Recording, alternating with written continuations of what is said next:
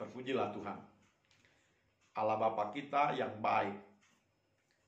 Bapak, Ibu, Saudara-saudara, kita akan mendengarkan sabda Tuhan. Mari kita berdoa. Ya Bapa kami yang di sorga, bersabdalah Engkau kepada kami. Terangilah hati kami. Berilah hikmat agar kami dapat memahami sabdamu. Di dalam nama Tuhan Yesus kami berdoa. Amin. Bapak, Ibu, Saudara-saudara yang kekasih, saya Pendeta Naif Tumorang menyampaikan firman Tuhan kepada kita sekalian.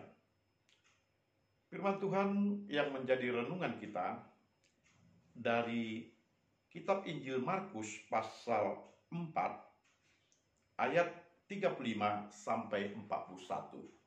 Saya bacakan kepada Bapak dan Ibu dan saudara-saudaraku, demikian sabda Tuhan. Pada hari itu, waktu hari sudah petang, Yesus berkata kepada mereka, "Mari kita bertolak ke seberang." Mereka meninggalkan orang banyak itu, lalu bertolak dan membawa Yesus beserta dengan mereka dalam perahu, di mana Yesus telah duduk, dan perahu-perahu lain juga menyertai dia. Lalu mengamuklah taupan yang sangat dahsyat, dan ombak menyembur masuk ke dalam perahu, sehingga perahu itu mulai penuh dengan air. Pada waktu itu, Yesus sedang tidur di buritan di sebuah tilam. Maka murid-muridnya membangunkan dia dan berkata kepadanya, "Guru, Engkau tidak peduli kalau kita binasa?" Ia pun bangun, menghardik angin itu dan berkata kepada danau itu, "Diam dan tenanglah." Lalu angin itu reda dan danau itu menjadi teduh sekali. Lalu ia berkata kepada mereka, "Mengapa kamu begitu takut? Mengapa kamu tidak percaya?" Mereka menjadi sangat takut dan berkata seorang kepada yang lain, "Siapa gerangan orang ini, sehingga angin dan danau pun taat kepadanya?" Amin. Bapak, Ibu, Saudara-saudara yang kekasih, kita mendengarkan cerita ini dengan sangat jelas bahwa dikatakan Yesus bersama dengan murid-muridnya ada di perahu dan mereka berlayar di danau itu. Lalu tiba-tiba berhembuslah angin kuat dan danau itu menjadi sangat bergelombang dan sangat menakutkan, sehingga suasana sangat mencekam dan murid-murid menjadi sangat ketakutan. Air telah masuk ke dalam perahu itu dan murid-murid berupaya untuk melakukan penyelamatan apa yang mereka bisa lakukan. Tetapi Yesus ada di buritan di bawah dan dia tertidur. Murid-murid melihat Yesus tertidur, mereka mengatakan, "Engkau tidak peduli terhadap kami semuanya. Engkau tidak peduli, kita binasa." Dan murid-murid ini mengatakan itu karena melihat Yesus tenang saja dan dia justru mengambil kelelapan tidurnya itu dan dia pulas dengan tidurnya, sementara murid-murid sangat ketakutan. Kemudian kita dengarkan dalam cerita itu, Yesus menghardik danau dan angin itu, "Diam dan tenanglah." Lalu seketika angin itu reda, danau pun menjadi teduh kembali. Bapak, Ibu, Saudara-saudara, kisah ini tentu merupakan kisah yang luar biasa, di mana Yesus menunjukkan betapa dia adalah Tuhan atas alam semesta ini. Dia mampu memerintah, angin ribut, danau bergelora agar diam, dan itu terjadi seketika. Yesus menunjukkan bahwa dialah Allah yang memberikan ketenangan kepada setiap peristiwa-peristiwa alam ini, dan dia mampu melakukan itu karena dia adalah anak Allah dan dialah yang diutus untuk menjadi juru selamat di dunia ini. Bapak, Ibu, saudara-saudara yang kasih, murid-murid ini mereka adalah orang-orang biasa. Orang-orang yang hidup dengan melihat situasi dan dipengaruhi oleh situasi itu. Jika mereka melihat ketenangan, mereka merasa tenang. Jika mereka melihat bahaya, mereka ketakutan. Sementara mereka telah melihat bagaimana Yesus memberitakan firman Tuhan, menunjukkan kuasa, menyembuhkan orang sakit, dan memberikan banyak hal yang mujizat di hadapan para murid-murid. Tetapi murid-murid belum dapat juga untuk percaya sepenuhnya kepada Yesus. Dan mereka belum melihat Yesus sebagai Tuhan yang memiliki kekuasaan untuk menenangkan apa yang terjadi di dunia ini. Ketika kita melihat murid-murid ini yang ketakutan melihat dahsyatnya ombak dan semburan air yang masuk ke dalam perahu, mereka hanya melihat situasi. Ini bahaya. Kapal segera akan tenggelam. Bagaimana caranya? Dan mereka berusaha secara maksimal dengan usaha diri mereka sendiri untuk menyelamatkan kapal ini. Mungkin di antara mereka ada yang mencoba menjaga keseimbangan kapal. Mungkin juga di antara mereka ada yang membuangi air kembali atau membuangi muatan kapal itu agar boleh semakin ringan. Mereka telah melakukan banyak usaha, tetapi mereka tidak mampu menenangkan hatinya. Sekalipun mereka telah berusaha maksimal secara manusia, tetapi mereka tidak dapat menenangkan hatinya. Dan mereka melihat ke bawah, ke buritan. Di sana ada Yesus.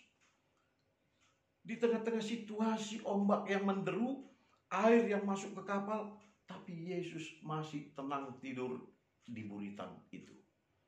Dia tidak mengkhawatirkan situasi. Dia dengan sikap istirahat yang nyenyak, tidur yang pulas, dan dia tidak takut terhadap deru ombak dan juga angin besar dan air yang telah menyembur ke kapal itu.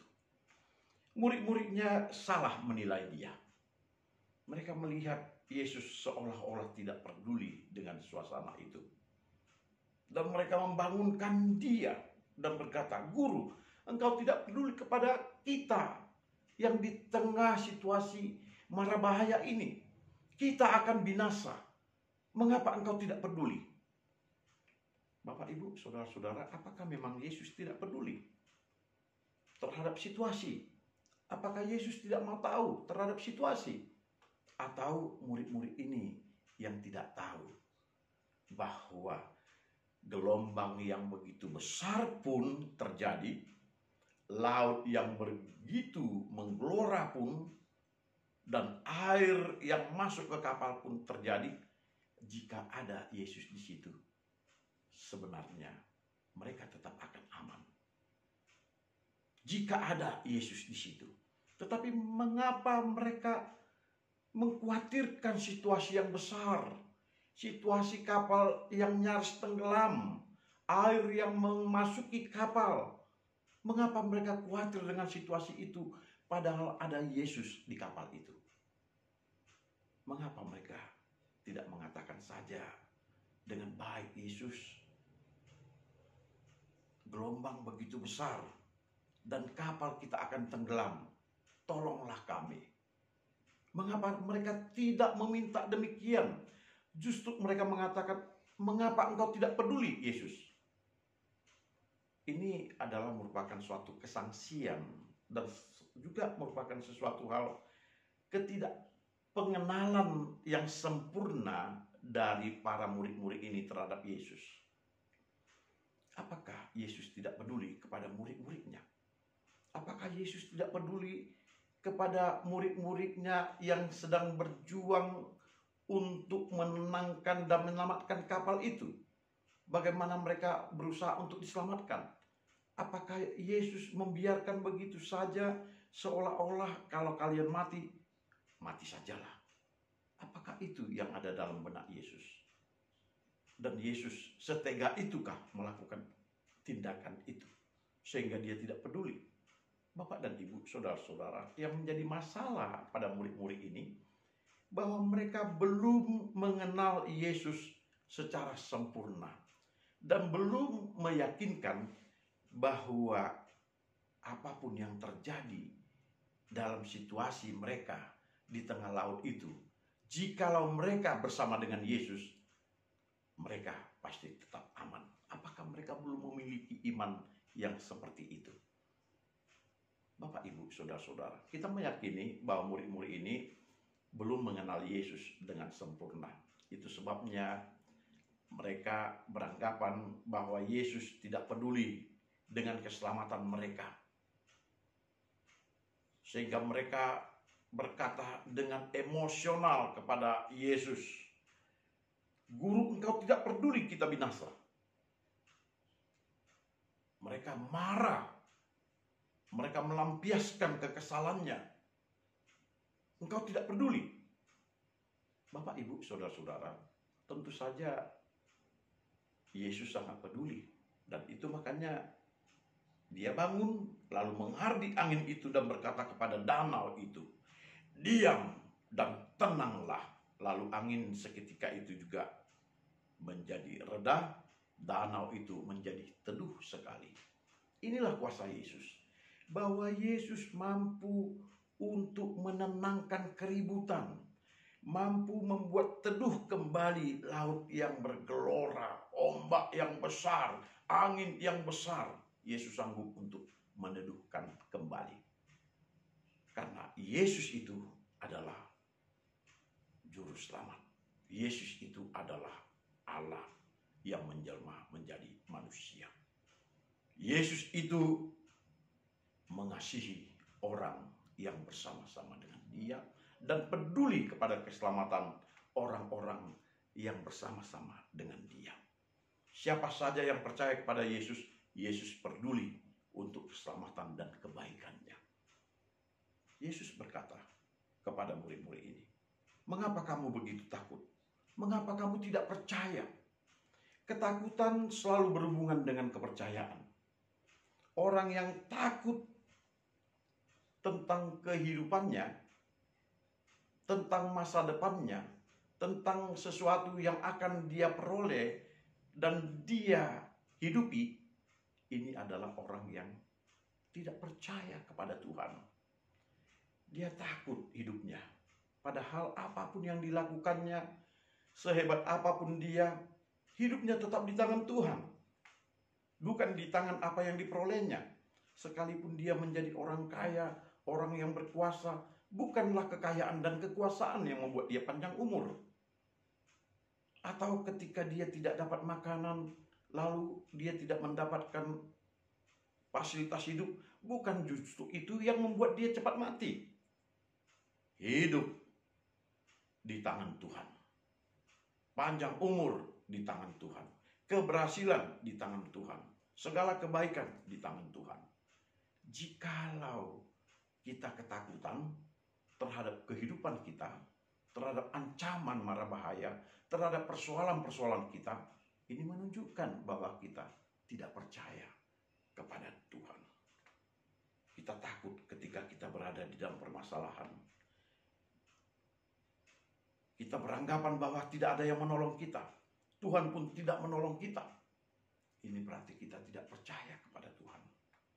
Kita harus melihat bahwa Tuhan itu memang tetap peduli kepada orang yang berseru kepadanya, kepada orang yang percaya kepadanya.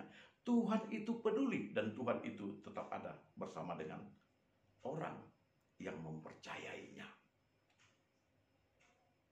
Angin dan danau itu pun menjadi tenang dan teduh sekali. Dan itu terjadi karena Yesus berkata, bersabda, melakukan tindakannya dengan menyerukan agar angin dan danau menjadi teduh. Bapak, Ibu, saudara-saudara yang dikasihi, di dalam kehidupan kita, kadang-kadang ketika kita tidak percaya kepada Tuhan, kita sangat ketakutan terhadap berbagai persoalan-persoalan kita. Kita ketakutan apakah saya nanti bisa memperoleh nafkah hidup yang lebih bagus, pekerjaan yang lebih menjamin, masa depan yang cemerlang. Kita takut. Dan sering sekali untuk mendapatkan makanan, jabatan, kuasa, kita menggunakan cara-cara yang tidak baik dan tidak berkenan kepada Tuhan. Kita melakukan hal-hal yang tidak terpuji. Bahkan kadang-kadang oleh karena kita ingin aman di dalam satu pekerjaan, ingin aman di dalam satu jabatan, ingin aman di dalam satu kesejahteraan, kita sering berlindung kepada dunia ini dan cara-cara dunia ini. Bahkan kita tidak mau berlindung kepada Tuhan, bahkan mengabaikan untuk melakukan kehendak Tuhan hanya demi keamanan, kenyamanan, fasilitas, jabatan, kuasa. Dan kita melakukan itu karena kita merasakan bahwa dengan cara kita, tindakan kita, upaya kita, kita melakukannya itu. Kita mendapatkan itu. Bapak, Ibu, saudara-saudara, apakah Yesus tidak peduli kepada kehidupan kita ketika kita berada di dalam situasi tidak aman, tidak nyaman? Apakah Yesus tidak peduli kepada kita? Yang ada adalah bahwa kita tidak percaya kepadanya bahwa dia bisa jaga kita, bisa pelihara kita, bisa berikan kepada kita hidup yang nyaman. Sehingga kita merasa tidak enak di dalam situasi kita, tidak nyaman di dalam keberadaan kita ketika persoalan-persoalan datang seperti angin besar dan badai ombak yang besar ini. Kita merasa tidak aman. Dan yang menjadi persoalan bagi kita adalah sering sekali kita hanya bertumpu kepada kemauan diri kita. Saya mau hidup seperti model hidup saya ini. Lalu model hidup ini saya dapatkan dengan cara di mana saya harus melakukan berbagai hal secara kehendak manusia dan melakukan berbagai tipu daya dan kejahatan. Kita melakukan itu karena kita tidak percaya kepada Tuhan. Ada yang lebih buruk lagi. Karena dia ingin aman di satu tempat, ingin zona aman di dalam hidupnya, dia tidak berani berbicara soal kebenaran. Oleh karena dia takut, dia tidak akan mendapatkan kehidupan yang layak, fasilitas yang luar biasa, jabatan yang mentereng.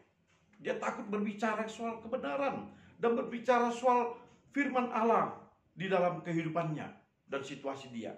Oleh karena dia berpikir, bagaimana nanti jika angin dan ribut menerjang saya, menenggelamkan saya?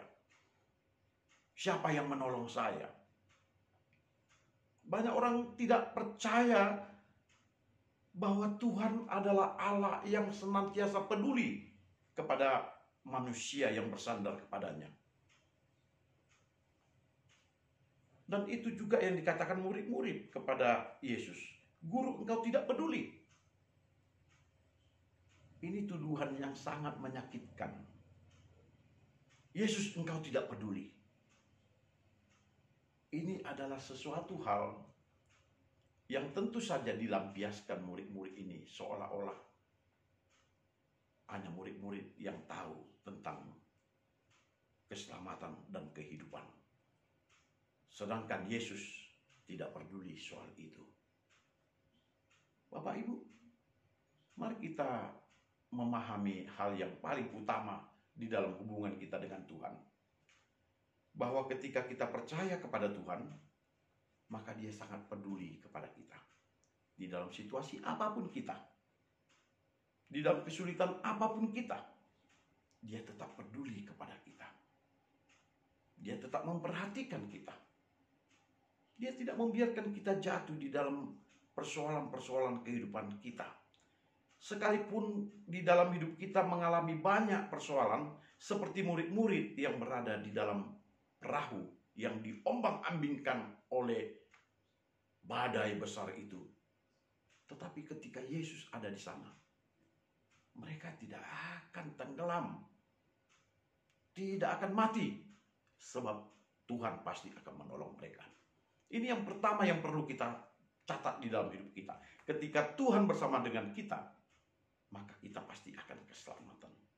Kita pasti akan berada di dalam keselamatan itu.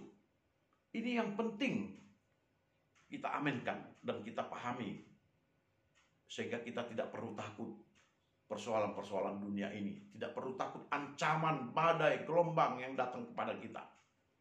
Seperti ancaman para pejabat, para penguasa, ancaman para orang jahat, ancaman daripada bencana-bencana alam.